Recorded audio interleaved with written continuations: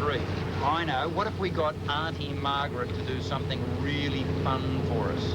That would be really good. That'd be good. She's in there.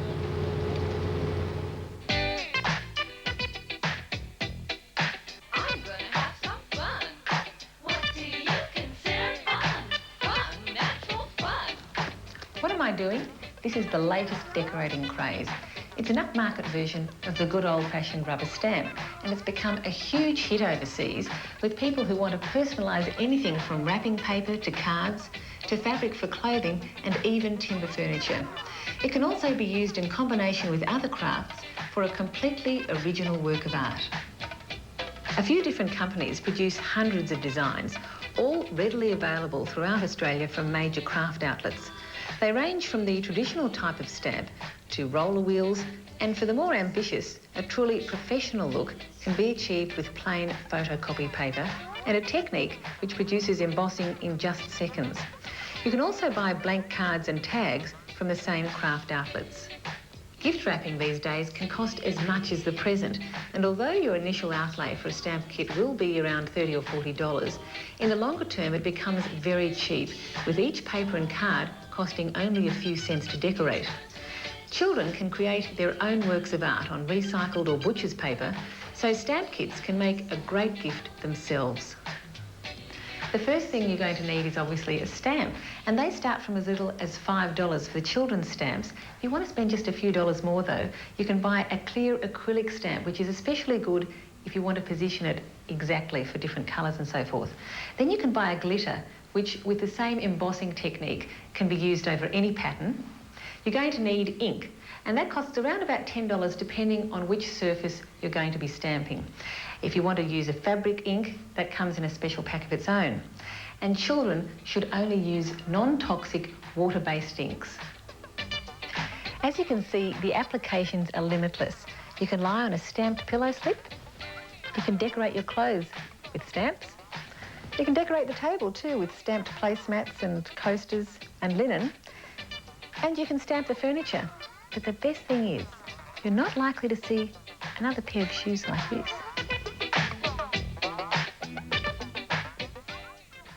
In many ways, the most misunderstood group of plants would have to be Australian natives. The area that they're most misunderstood is in terms of pruning. Now, this is a Grevillea Ivanhoe. It looks lovely. This is the time you would never touch it.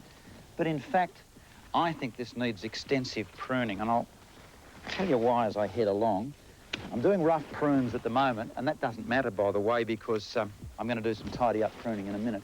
But this is coming right out. There's your garden edge there, and eventually it'll come out over the lawn.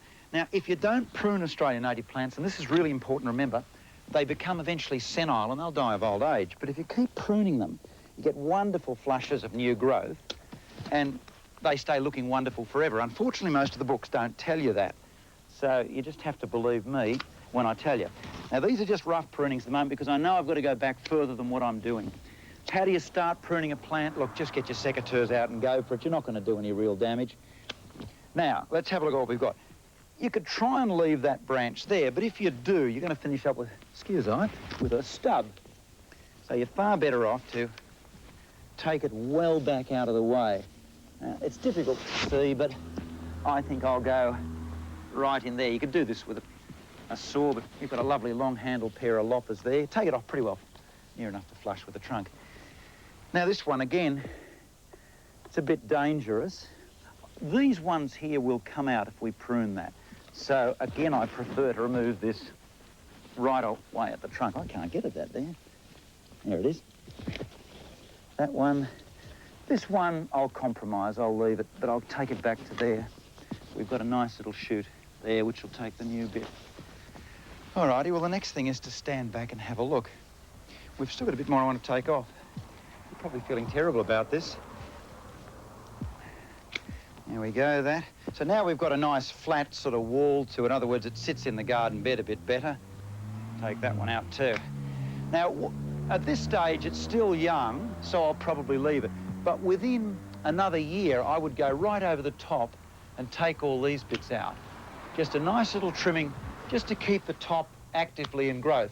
When I take off a bit like that one, there's the new shoot coming on. This will just thicken the whole plant up. But as I say, I'm not going to do a lot of that at this stage. It's only a young plant. But there you are. That's a grevillea, typical grevillea pruning. Now we come to a coastal rosemary. Excuse my bottom. Coastal rosemary, Westringia fruticosus. This is it here. Now look, don't be gentle with them. Just make sure your pruners are nice and sharp. These are reasonably sharp, obviously. Not as sharp as they should be. No, I'll get the secateurs for that one. Good lesson there. Yeah, I didn't sharpen them enough before I started, because you don't want to leave wounds on the trees, so go back inside of where it was hitting and trim it off. All right, so we've trimmed it to that line, which is fine. For the thinner bits, it should trim it nicely. Now, you've got to make a decision when you're trimming something like this. Do you trim it into a formal hedge, in other words, a squared sort of thing, or do you keep a natural shape? I prefer with Australian natives to have a natural shape. There we are. I mean, I could fiddle for a little bit now, but basically that's it. Nice rounded shape, but get in and do it early. Leave it late and you'll have a senile, ugly, scrawny Australian native plant.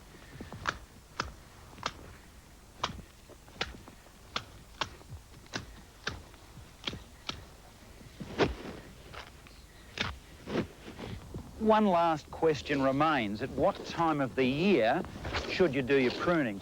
Whenever it suits you. The plant is there to serve you, not vice versa. The only advice I would give you is it's a good idea to prune after flowering, after a major flowering flush, because then at least you're not losing too much colour. But basically far better to do the job while the plant's young and in active growth. You get it done so it's not in your way when you walk down the path or whatever, and the plants will grow well. Do it tomorrow. Next, the new white flower carpet rose.